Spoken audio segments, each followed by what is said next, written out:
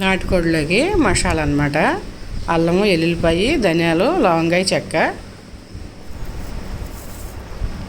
కోడి మాంసం క్లీనింగ్ చేసుకోవటం, ఉప్పు పసుపు వేసి వాటర్ వేసి క్లీన్ చేసుకోవాలి. నీసు వాసన లేకుండా ఉంటుంది. నీళ్ళన్నీ ఒళ్ళేటట్టుగా ఉంచి దేవుకోవాలి. మాంసాన్ని ప్లేట్లోకి పెట్టుకోవాలి. నీళ్ళు లేకోకుండా వాటర్ అంతా తీసేసుకుంటే బాగుంటుంది, నీసు వాసన రాదు.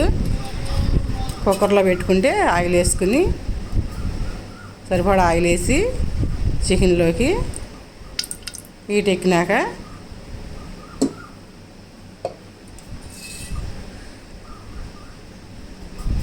ఉల్లిపాయ ముక్కలు అవన్నీ వేసుకోవాలి. ఉల్లిపాయ పచ్చిమిరకాయ ముక్కలు కట్ చేసుకోవాలి. కట్ చేసుకుని వేసుకోవాలి.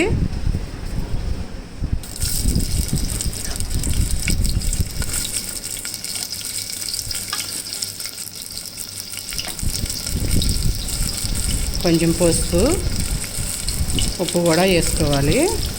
ఉల్లిపాయ ముక్కలు గోల్డ్ కలర్ వచ్చేదాకా వేపుకోవాలి. పసుపు కూడా వేసుకున్నాక ఉప్పు కూడా కొంచెం వేసుకోవాలి.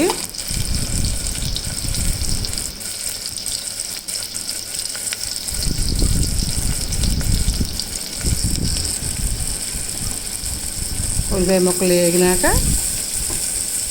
వేసుకోవటమే చికెను. నాటుకోడి మాంసం అది బాగా విజిల్ రాయొద్దాకని చెప్పి కుక్కర్లో వేసాను.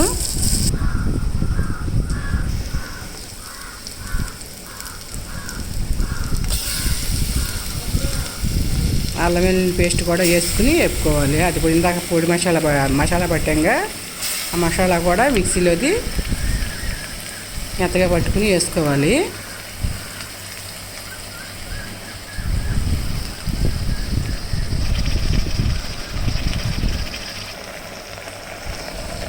రుచికి సరిపడా ఉప్పు,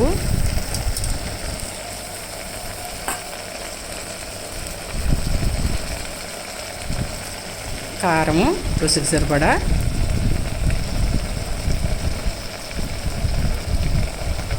కొంచెం యాగనివ్వాలి. ఆయిల్లో ఫ్రై అయినాక అదంతా సరిపడా వాటర్ వేసుకుని మాట్లాడుతున్నా ఉండు.